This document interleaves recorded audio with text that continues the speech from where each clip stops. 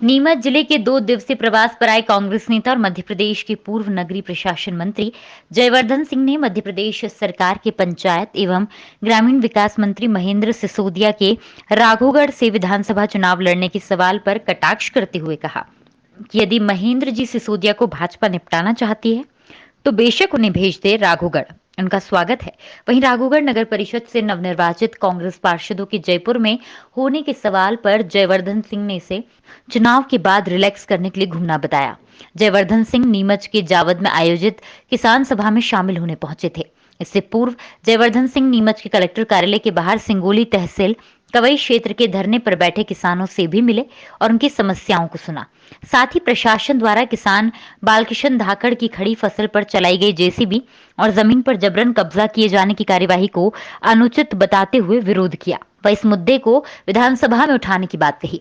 उन्होंने कहा कि वे इस संबंध में मुख्यमंत्री से जवाब लेंगे। जावद में आयोजित सभा को संबोधित करते हुए जयवर्धन सिंह भाजपा को व्यापारियों की सरकार बताया। साथ ही कांग्रेस सरकार प्रदेश में फिर से बनती है तो 2 लाख रुपए तक के सभी किसानों के कर्ज माफ किए जाएंगे, ये भी कहा। इस दौरान वरिष्ठ कांग्रेस नेता सत्यनारायण पाटीदार के जयवर्धन के साथ पूरे समय साथ रहना भी चर्चा का विषय बना रहा।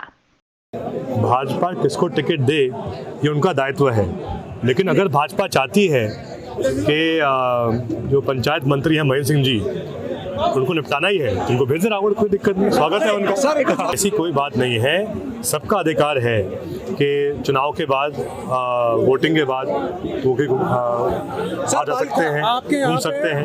इसमें विशेषकर अगर हम देखें जो मामला सामने आया है जिसमें कि हजारों किसान जिनकी खेती चल रही थी उनको हटाकर वहाँ पर एक शायद सोलर प्लांट की वहाँ पर एक योजना चल रही है और उसमें बालकिशन धाकड़ जी भी हैं जिनकी रजिस्ट्री है 40 बीघा की और जहाँ उनकी फसल खड़ी थी वहाँ पर उनकी फसल गेहूं की भी थी, चने की भी थी, सरसों की भी थी, लेकिन वहाँ पर 28 तारीख को सुबह 3 बजे प्रशासन के लोग वहाँ पर आकर पूरी जो उनकी फसल थी उसको उखाड़ दिया और जो उनकी बाउंड्री वॉल थी उसको पूरा उखाड़ दिया, अन्य जो वहाँ पर संसाधन थे सब उसको हटा दिए।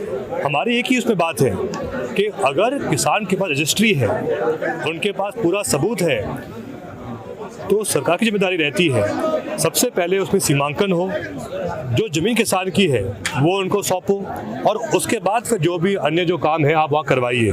लेकिन जो घटनाक्रम हुआ है उससे स्पष्ट दिखता है कि जो सरकार वर्तमान में है मध्य प्रदेश में वो सिर्फ और सिर्फ जो उद्योगपति मित्र हैं मंत्री जी के, मुख्यमंत्री जी के, उनकी हितैषी है। बाकी जो आम किसान हैं उनकी कोई परवाह नहीं है सरकार को।